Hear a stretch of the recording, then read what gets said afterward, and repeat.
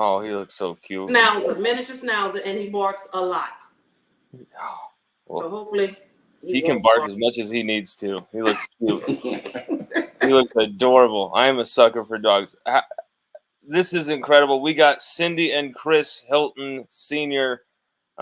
Joining us tonight. This is, of course, the one and only LSU wide receiver, starting wide receiver, Chris Hilton Jr.'s parents. How are you two doing tonight? Doing good. Can't complain. Doing well. Dog days of summer. Everything's kind of grinding along. The season's coming up here. There's a lot of talk about Chris. A lot of talk about him being right there in the mix for being the number 1, number 2 receiver, pushing for those top 2 spots. How are you guys feeling about everything?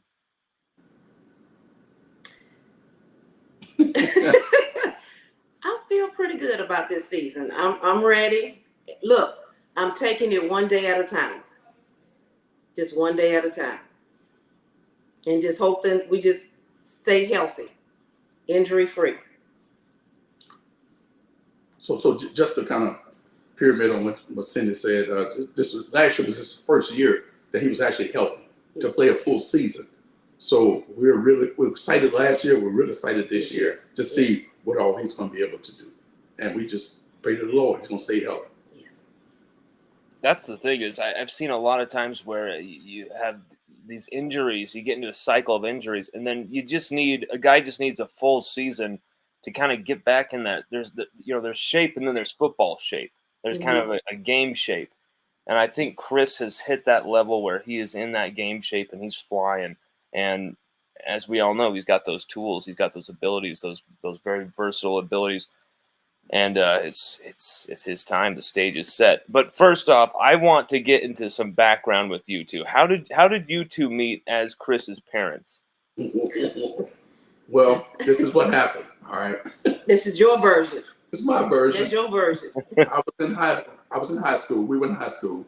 We met during running the summer track circuit, and we met there. And then I ended up going to Georgia Tech my freshman year in college, and she went to Southern. I left Georgia Tech and transferred to Southern, and we've been together since. Wow. Okay. So you met at Southern. Before Southern. Before Southern. We both ran track. Yeah. Yes. Never mind. Sorry. What was the next question I had up here? Because when did you two get married? That's something I've also wanted to know. How many siblings does Chris have as well? How big is the family? I have 2 brothers, 2 younger brothers. I'm the oldest. My brother Ken coaches assistant at Zachary High School, and my baby brother Brian works at ExxonMobil. Oh, and I have an older sister who is deceased, and I have a younger brother who lives in the Woodlands. Oh, okay, Texas. Yes, he's in Texas. Don't get to see him much. He works a lot. Did Chris Sr., did you have any athletic background that you passed down to your kids? Let's see. I ran track in high school and played football for a couple years in high school, and that was my athletic background. Now Cindy played basketball and ran track. And was a high jumper. I mean, she was an athlete and a cheerleader too. She was an athlete.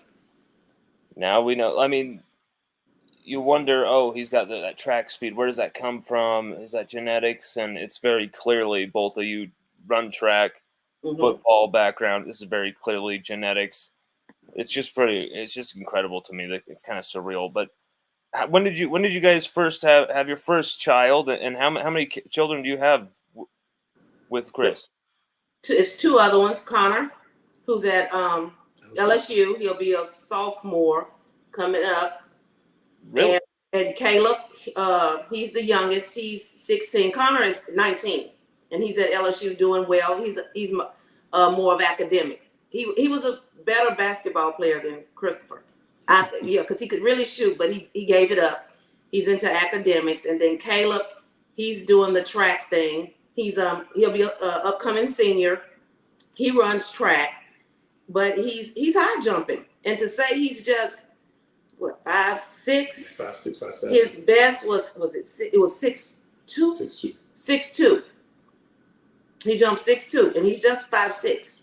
And now the coach is getting him into running. And I kept telling the coach, he can run too. I mean, he has 2 parents. And he was like, when he did his first indoor, Coach Carrier looked and he looked at me, he was like, whoa. And I was like, I told you. Yeah, Caleb's fast. Wow. So it's in the family. This speed is in the family. Yeah, well, my dad is from Florida, and he played golf, ended up on a full scholarship. My mom was a tennis player and basketball player. My uncles, they played basketball as well. They were very tall. My dad is tall. My brother is very tall. But yeah, I think just a family of athletes. And all our parents, they went to Southern. Southern University. Southern University. Right there in the Baton Rouge. Right there in Baton Rouge, yep. That's how my mom and dad met. Which of you discovered Chris's talents, especially the track speed, and like, oh, he's got it too? Backyard. So yeah, this one he was, what was he, maybe 3? He might have been 3 or 4. 3 or 4. Out in the backyard, we just had a little old ball, pitching the ball to him. He had a big old bat, plastic bat, and watched him hit it. And he hit it. I pitched it to him. He hit it. I said, let me back up a little bit. He hit it again. I said, Cindy, you gotta come see this. He hit it on top of the house. It was. I couldn't believe it, what he was doing. It started there. And then we put him in, what was it, flag football? It was like flag football, bitty basketball first, bitty basketball, flag with the Knights. With Wilson Fields. Judge Fields and attorney Tedrick Nightshed. They had a little team, and that was good for him. They were, it was, and he wanted Christopher. Actually, Christopher played quarterback. And I was like, he's not a quarterback. He said, let me do this. And Christopher just took off from there. So he was always athletic, excelled in all sports. He even tried baseball. He played baseball one year with, I forgot the guy's name up there at Southern, but he ended up being, he played at Southern, but he was the coach. And Christopher played baseball. They had him pitching. He was a pitcher. And a guy just out of nowhere walked up to me and was like, please let me coach your son baseball. I said, well, he's not a baseball player. And I was like, I said, he's basketball and football and track. He was like, I really want to coach him. He said, I'll do all of them. I said, he's not a baseball player. But he was excelling. He was hitting the ball over the fence, home runs, striking people out. And he was like, this was just for fun. Well, you also said that Chris was a quarterback. How long did Chris play quarterback for? Just through Little League. It was Little League, one season. Like one summer season. One summer season. They couldn't catch it. Okay. I'm like, just whoa. One season, that's it. Because at Zachary, of course, we all remember. I mean, I think that's kind of when his name first crossed my view, was that sophomore year where he won the state title with that big touchdown in the Superdome there on that shuttle screen, and showcasing all of those abilities that he has right in that one play. What was that moment like for you two as parents to kind of see all that hard work over all those years kind of come to fruition in that moment? Look, that was just surreal. That game, we were all sitting in the section together. Our family, we all decided it was like, everybody's going. So we all were down there in New Orleans, and we went to that game. And that last quarter, and they made that touchdown, and we were losing. And, it was kind of quiet. And I just put my head down, and I prayed. And I said, Lord, Christopher is going to be the highlight of this game. And when I was picking my head up, he was running down the field. And then I just started, we were just all just screaming, go, go, go. But yeah, we thought that game was over. Yeah. We really did. And Christopher, he did his thing. He really does well under pressure. He's your third down guy. And that's the thing that I really feel like LSU, we haven't had an opportunity to fully see that, Yeah. And it's just been due to those injuries where you've got 3 surgeries in 2 years. But we'll get into that in a second. But Yeah. first, of course, there's some of those highlights where he's just absolutely going over some people right there against West Monroe in that just legendary game there in the Superdome. But that was when he started getting all those offers, and his recruiting process just blew up. What was his recruiting process like for both of you? I could tell you it was different because everything is built up on this recruiting visits and going to see all these places, and we couldn't do that because of COVID. But we made sure that we paid for him to go visit these places, right? Yeah. And beat the coaches. So he didn't miss out on anything. But his recruiting process was totally different from anything else that you would see today. Oh, yeah. Totally different. Oh, yeah. When I think of it, it's like, oh, he's part of the 2021 class, but your brain kind of thinks 2021, but you're actually forgetting that this all happened in 2019, 2020, right in the heat of the pandemic. And correct. That was the class that was most affected. Correct. Yes, it was. How much do you think it directly affected Chris? It was some places he wanted to visit. I mean, you're a kid and you're excited. You're getting all these letters and these offers, and they're saying come visit, and you can't. And just I don't know why I started early, but I did. And our first visit was Texas A&M. Yeah. And I made sure he went to. I just told him, I said, look, just narrow it down. We're gonna do a few, since that was right before COVID. But we went to Texas A&M, then we did Georgia, and we did Alabama. But those are the ones we got in before there were no visits. And just to add on, this was all on our dime. Yeah. We paid for this to go. Oh, yeah, I forgot about that. Nobody paid for to go visit. Yeah. Nobody. During that whole year, I remember no official visits, no. I remember talking to a lot of different families just like you who it was like, yep, we had to pay for this completely. Nothing's really official. It's all kind of in this weird kind of gray area right now with visits and all the recruiting stuff. It was a very weird time. But, for question for either of you, which schools besides LSU, of course, fought for him the hardest? Georgia and Alabama. Georgia and Bama, definitely. And the recruiter at Georgia was Cortez Hankton. Yeah. Of course. Yes. I was about to say, wait a minute, that's kind of lining up. It did. It worked out. How was those recruiting processes with such, big time programs, including LSU? Oh, it was Texas A&M blew our mind. It's a nice campus. I mean, it was the dorm. I can't even call it a dorm. It looked like a resort. And a couple of kids, there was excited. It was like, oh, I'm gonna commit. And I'm thinking to myself, you're just visiting. Look at everything. Georgia was nice. I was really impressed with Alabama because of the academic program. It was. I like the way it was structured. So I'll say this: all of those coaches were top notch. Yes, are top notch. Mm-hmm. But in the end, LSU's home. LSU, yeah. We're gonna be home. That's I've always heard Chris say that in the interviews. The biggest thing for me was having all of you guys be able to come see him play in the games. Everybody be able to come see him in the games whenever. Mm-hmm. Right. Yeah, and we're glad he stayed home. We are, because most of the games are home, and family gets to see him. So, and it's LSU. Absolutely, and it in his position, you can't play for any better, development at the wide receiver position. And I was waiting on LSU. We had Florida, Georgia, Alabama, and we were waiting on LSU.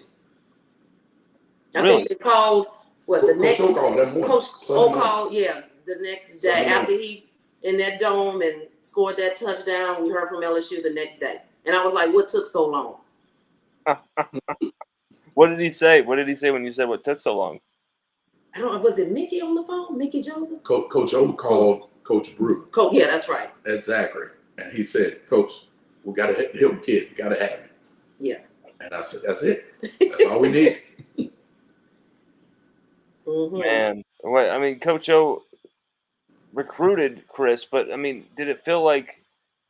And of course, it signed him as part of that 2021 class. Which, when you look at it now, that 2021 class is turning out to be unbelievable. With Very athletic. Malik and Brian, and now you've got Chris coming up, and then you've got Nussmeier, part of that class. I mean, that class is so big for LSU over the last few years. But how proud were you to have a son playing for LSU? I'm sorry, want to say that again? Repeat that again. Of course. You know the dog, he's a barker.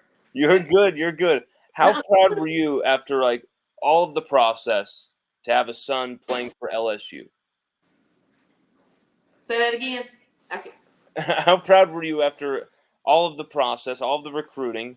It's all over. Now he's signed for LSU. How proud were you to have a son playing for LSU? Oh, very proud. Very, very proud. Very proud. You know, that's the thing, to go to LSU. Oh, yeah. Were you guys always LSU fans growing up? Like, No. Really? No. Explain. I'm going to say that because we went to Southern. Yeah. Of course. And back then for us, if everything was, I want to go to Southern, Correct. For us, you know, because I got a scholarship, you know, to run track, you know, at Southern. So for us and where I'm from, it was a big deal to go to Southern. No, of course. But just to explain, I mean, Cindy and I went to Southern. Her mom and dad, my mom and dad, my brothers, her aunts and uncles. Yeah, they graduated my friends, from Southern Law School. We all went to Southern. Southern University, that's it. And did we even get an offer from Southern? No, we didn't. No. But no, as far as fans, yes, once LSU do well. But as far as a fan, no. And I experienced one LSU game with my friend from DeQuincy, Sarah. She went to LSU, and I went to a game, and it was just like mind-blowing. Mm-hmm. You know, that stadium, I was like, wow. It's a big stage. Big stage. You know, it was way different, you know, from being at Southern Stadium. So I was like, man, I said, this is a lot of people.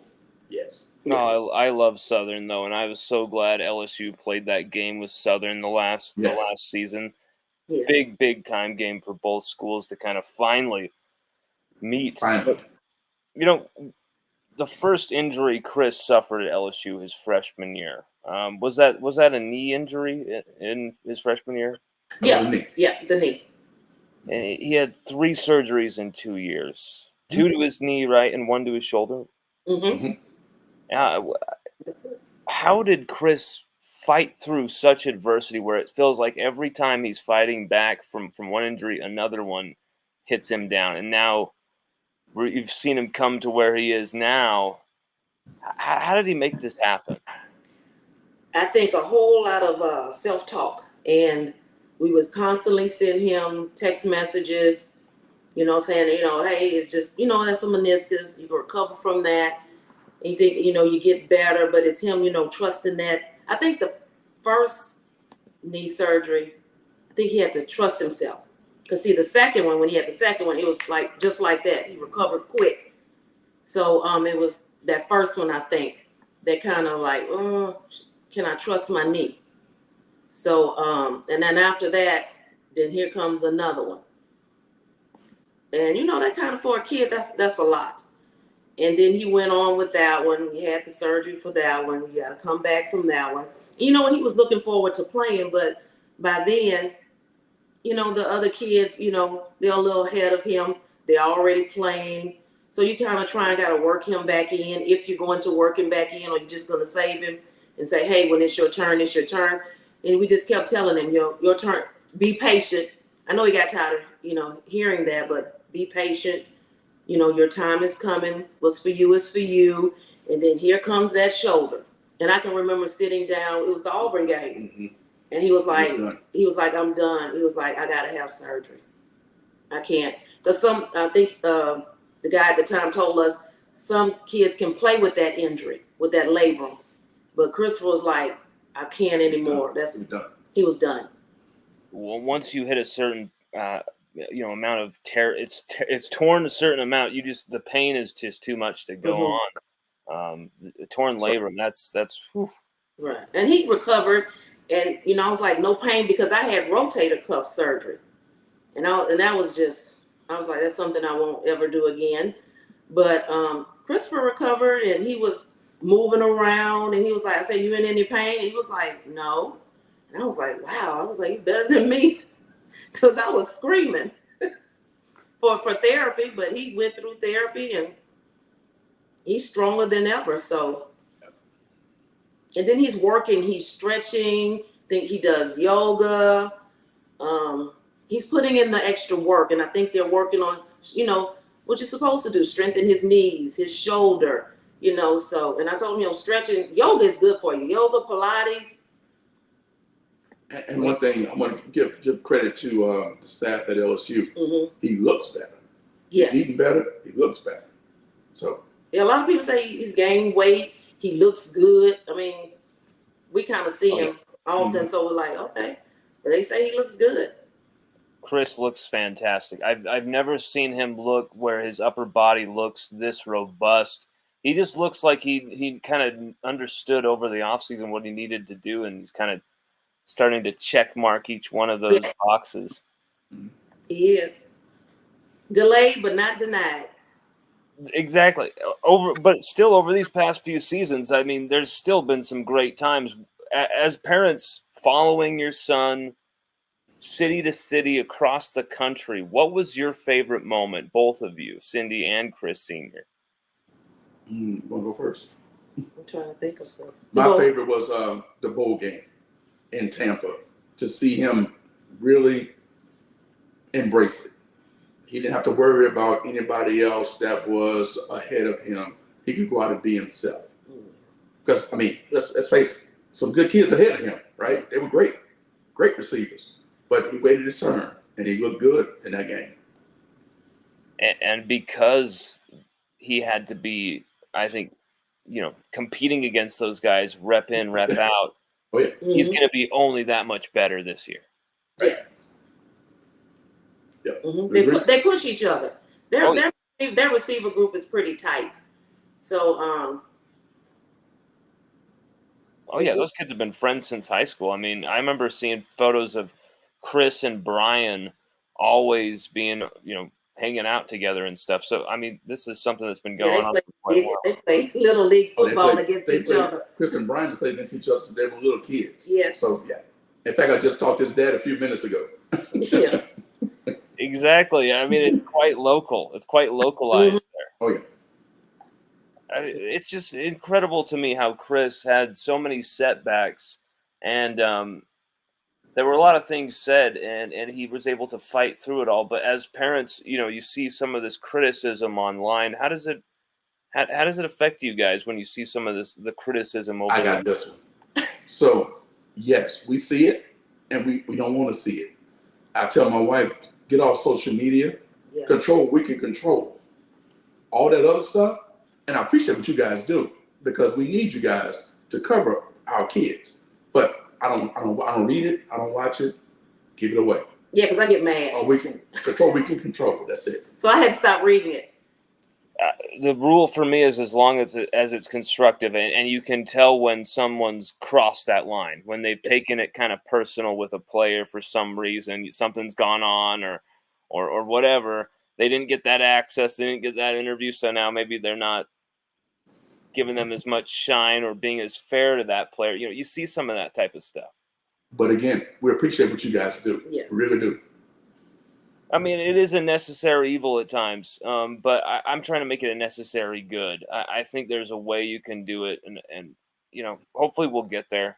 I think I'm trying to be as good as I can on the media side to when you're issuing criticism, you got to be as fair as possible. Where it's like you might not even understand the play, and here you are trying to criticize Chris should have done this on this play when maybe it's like actually Chris ran the route well is actually on the quarterback, but you don't understand that because you're not in the meeting rooms, you know. Right. So yeah, like when he missed a catch or something. Right. Oh, I think the one that was hard was the one where he was running when you go from the sun and into the shade. yes, The one that was questionable, like should he have caught that? But I'm like, I'm not in his position. It was like, well, he should have caught that. And I'm like, well, And even the Ole Miss game, that jump ball when he went up. yes. And they all just, I mean, here's the thing. He makes that catch. Everyone's going to say that was such an incredible catch. That was such a difficult catch to make. But then he doesn't make it. And how could he not make that catch? How could he? That's such an easy catch. And if he makes it, they're saying, what an incredible, mind-blowing catch. Like, how it's so difficult. Like, it's a very difficult. That was a crazy moment. He had like 8 people on him when that ball got to his hands. Like, it was. Yeah. They ended up having to be carried off the field. Yeah, I was worried about another injury. Well, it was. Oh, what happened? I think it was like a little light sprain. Ankle sprain, because he came sprain. down, because it was so many people and he came down. I remember this now. And he stepped on somebody's foot, and I think one wasn't of them. bad, but it wasn't bad. Yeah, right. One of the linemen saw him. And because the train I think it was it Emory Jones? I think Emory. It was Emory. Emory and another lineman saw him on the ground, and they went and got him. Because everybody was just crowding, they were so happy they won, and everybody stormed the field, and they didn't see Christopher on the ground. Oh man, that could have been dangerous. So Emory and who else? I forgot who the other one was. I forgot who it was. Emory Jones. It was Emory. It was Emory for sure, and it was one more, and I knew both their names, they got him off the field. I knew I loved Emory for a lot of different reasons. But my God, him so bad. But I didn't see him, both of them. But I didn't. We didn't see him. So and we were waiting for Christopher to come out the locker room. He had on the boot. They just put him in the boot just to be safe. Yeah. Those are the little things that could have been a significantly dangerous situation. Yes. Because people aren't thinking; they're looking at their phones, filming as they run down there, whatever. And I mean, you're thinking, oh, it's a big, tough football player, but he's like in a very vulnerable position with literally swarms of people. Yeah. Wow, that's a little, maybe a little thing, a little detail, but that's huge. Emory Jones, What a teammate, what a dude. We just got to tell you, Emory, you're a dude, man. We love you. Oh, and he's a good kid. Yes. Oh yeah, good kid. Met him many times, and every time it just. Great time meeting him. Great time talking with him. Over these past few seasons, what was your favorite place to travel to on the road when you guys were following the team? You know what? I really enjoyed where Tupelo, Mississippi. Tupelo, Mississippi. Really? In Tupelo. Why? But I don't know. It was just nice. It was real nice. The people were nice. The fans were nice. The hotel was nice. Everything was nice. Hotel Tupelo. Okay, I need to go check this place out. I love it. I'm telling you. Now ask me my worst. Tupelo. Ask me what's my worst. What's your worst one? What's the worst place that you went that you traveled to? Yes. On the road? Okay. Ole Miss. Ole Miss. Really? Why? Fans were bad. They threw beer on us. Remember that? Yeah, that's right. Threw water on us. Threw water, and they were throwing water bottles, everything. What year was this? Was this 2022, 2023? Was it 2023? When did we go there? Oh, yeah, 2022 was a home game. 2023. When we went to them. Yes. So this was just the last fall, of course. Oh, yeah, because Jaden was, that's when I think I don't know if we were ahead or Jaden was doing something. They just started throwing water bottles and everything. I'm like, oh my gosh. Why? Yeah, it was rough. It was horrible. Rough. That's insanity. How did you guys get them to stop? Couldn't do it, man. Just sit there and they just kept picking up the bottles, and they kept telling them to stop throwing, and they wouldn't stop throwing. No. Just didn't take it. Yeah. They were kind of mad at Jaden. Wow, they're vicious. They're brutal. They were. Ole Miss fans, okay, we're going to do something when they're coming to this stadium this next year. It's 100th anniversary of Tiger Stadium. Yes. We need to do something absolutely hilarious to the Ole Miss fans. Dump some concoction on top of them. Yeah. We'll whoop up some type of concoction and dump it on them. We'll come up with some type of massive prank. But since 2021, Cindy, Chris Sr., which other Tiger parents have you really gotten to love seeing? And No, that's easy. A lot of us. First, of course, the Thomases, Brian and Sandra Thomas. Brian Sr., Right, yeah, Brian Sr. and our other friends that we hang with all the time and we invite them to our house is Greg Penn and Alega Penn. Oh, really? Yeah, GP3. Yes, they are friends. We travel. We make sure we stay at the same hotel. Everything. We talk to them frequently. I had no clue. I mean, that's why I'm asking this question, because that's so intriguing to me, that linebacker, receiver family, and Greg Penn. He's such a damn good kid, and he's been there for so long. Yeah. Good kids and good parents. Yep. In both cases. Mm-hmm. And we met other parents, along the way, but those two, we were very close. Like me and Miss Penn right now, we're doing our reservations together for this, for her son last go round. Man, I'm excited for Greg. Senior. So, Christopher has 2 years. I'm excited for Greg. I'm excited for him to really have a big season this year. I think, he had a big season the last few years. Yeah. Right. Oh, yeah. Had some of those one-handed interceptions and stuff this last year. Mm-hmm. Right. Well, one last question for you two. This is a very exciting season coming up here, 2024. Chris, this is a big opportunity that he's been playing for, that he's been waiting for, that he's fighting for. He had to go through rehab, a few times with various different injuries to get to this place. Like, what are you guys feeling, on the cusp of this? And what are you what are maybe some predictions, maybe some projections? We've literally got a question asking for Chris Sr.'s predictions. I tell you what, first, we're praying for a healthy season. Yes. And a prosperous season, that the team does well. As far as Chris, on a personal level with my son, we want him to do his best. And hopefully it's recognized that he's doing his best and maybe get a shot at the next level. But we love LSU. Everything's been fine at LSU, and we love it there. But we want him to just do the best season, have the best season he can have. At least 500 yards, 500 plus.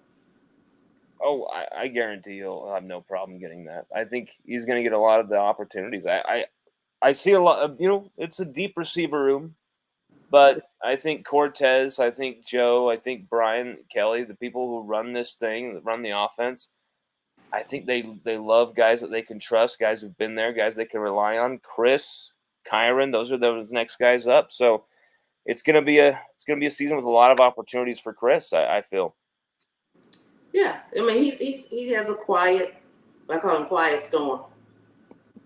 Yes. Because he is that quiet storm can disrupt a lot of stuff. He's capable of a lot. He's very athletic, elite speed.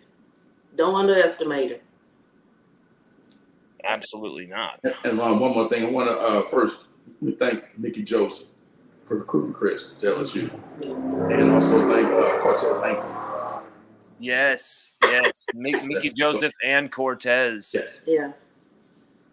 Two great receiving coaches at LSU. Mickey Joseph, longtime receiving coach there. Right. Probably about 6-7 years, maybe there at LSU, 2019 team. We got a comment here. Do they have any traditions that help them during the game? From James Brown Jr. James Brown Jr. That's Christopher's godfather. That's Christopher's godfather that asked that question. Really? That's awesome. That's his godfather. We don't have it. Because I don't do the Tiger Walk. Well, I have one tradition. He might. We don't sit together during the game. Really? Maybe on the same row, but not by each other. You're right. We can't do that. Why not? Because no. Does she drive you crazy or something during the game? Yes. Do you drive her crazy? She drives me crazy. Well, this season, I think you guys owe it to each other to do it, because I think this season there's going to be a lot of special moments to be had. I think Chris, I think Chris is going to have a great season. I'll be sitting by Greg. He'll probably be sitting by Greg, and I'll probably be sitting by Allegra. Hey, it'll work. That's close enough. That's fine. That's just fine. Well, you two, you have a wonderful rest of your night, and hopefully we can meet up at a game here coming soon. And Sure. Yes, sure. I'm very excited to see Chris. We're ready to play. And we thank you again. Thank you so much. Absolutely. Thank you guys so much for taking your time, and sorry for cutting you off a few times there. Sorry about that. No problem. No problem. You have a good evening. Have a good one. You too, Senior and Cindy. Thank you so much. All right. Go Tigers. Go Tigers. Go Chris. My bad, guys. My bad. There's a few times there that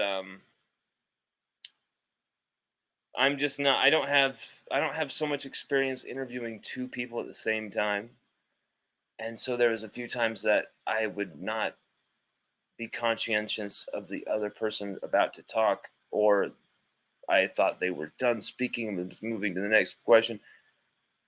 I'll get better at that, but I had a lot of fun doing that. That was a lot of fun interviewing those two.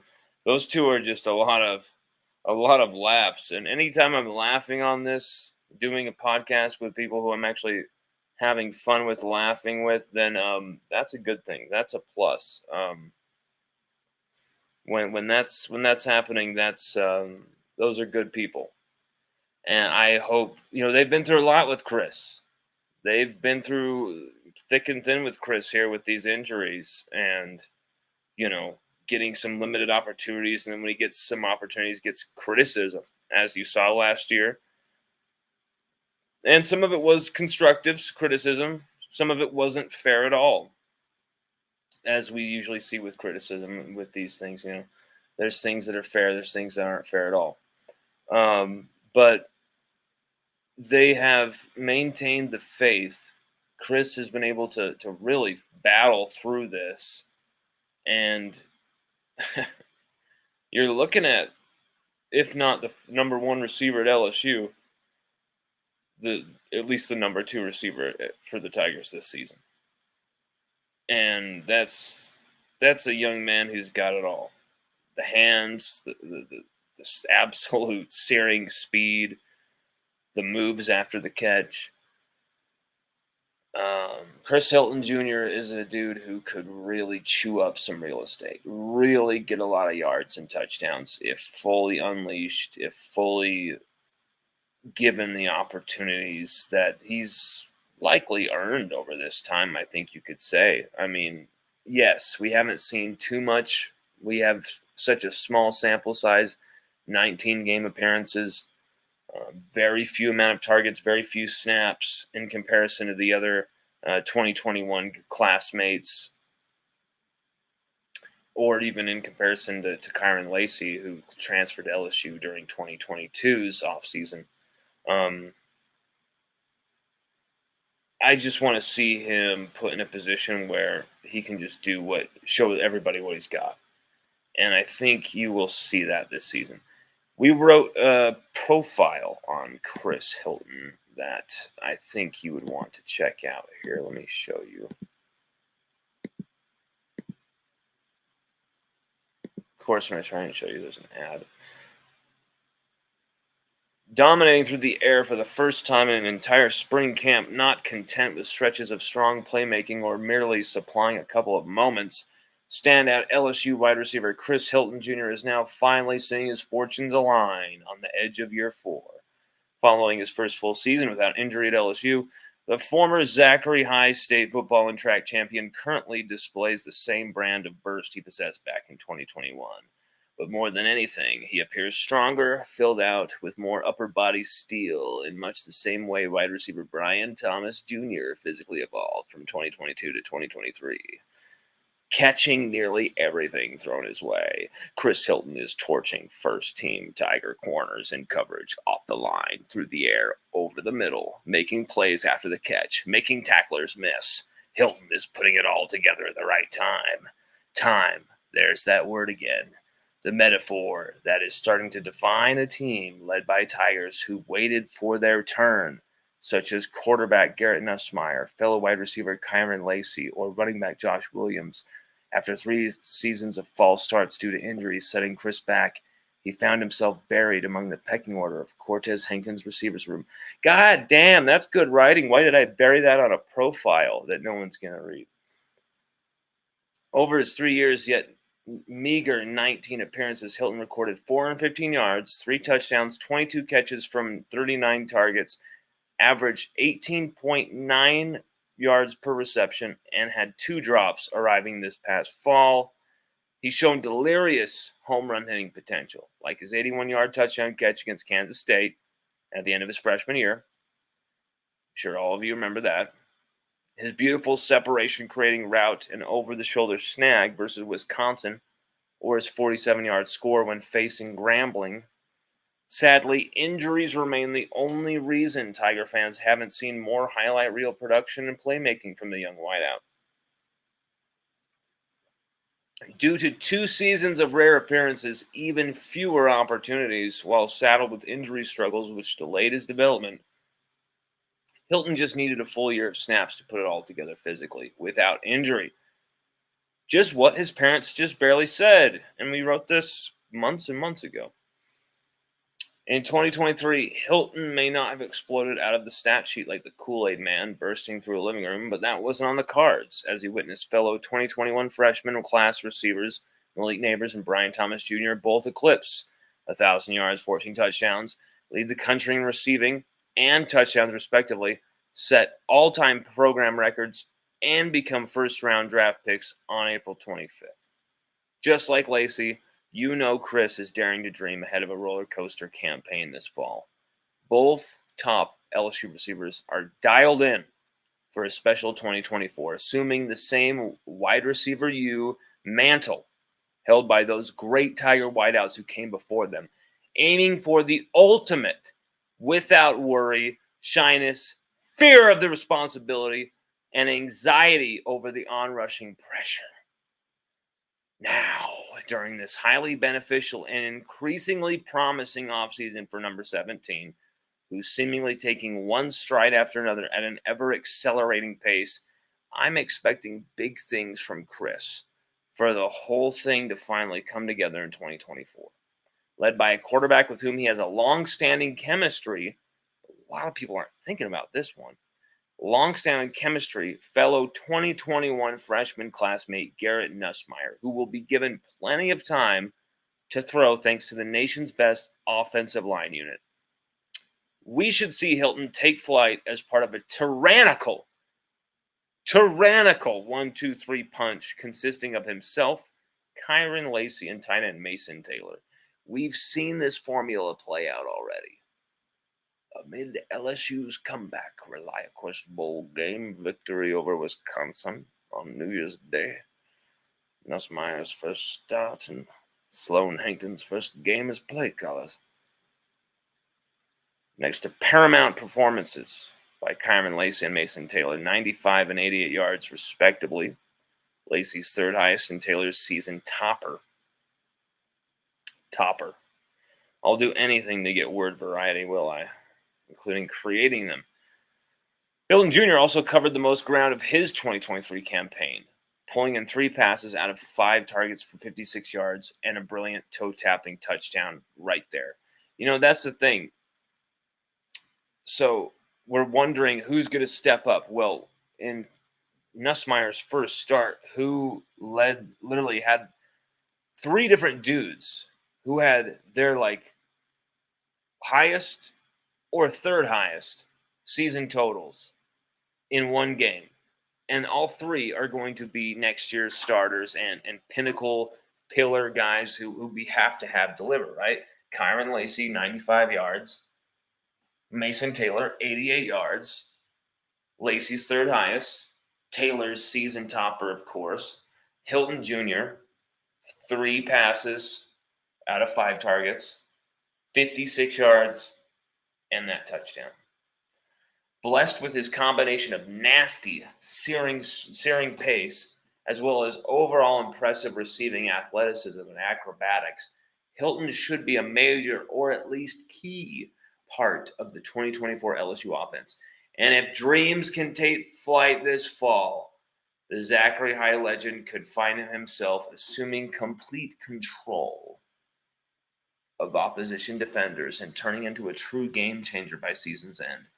If correctly utilized and fully unleashed, Chris Hilton Jr. could be the most entertaining 2024 receiver within the SEC. Get your popcorn ready. So we really went out on a limb there. If correctly utilized and fully unleashed, Chris Hilton Jr. could be the most entertaining 2024 receivers in the SEC. That is a big, bold statement, and we are making it. Love having his family on tonight. What a great show with them. Sorry for maybe a little snafus on my part, but thank you so much for watching the show. And look out for a big, massive article, probably the biggest article we've ever published on LSUODYSSEY.com as far as just mass of it. Coming out tomorrow morning. This thing has been, a labor of love. You will not want to miss this thing. This thing is massive, and it's yeah. You're gonna want to check that out. Coming tomorrow morning. Very excited for that, or maybe tonight. Who knows? Could come at any moment on LSUODYSSEY.com. Everybody, thank you for watching. Thank you for checking it out. Everybody, have a good rest of your night, and thank you so much once again to Cindy and Chris Sr. for joining the show and for their time.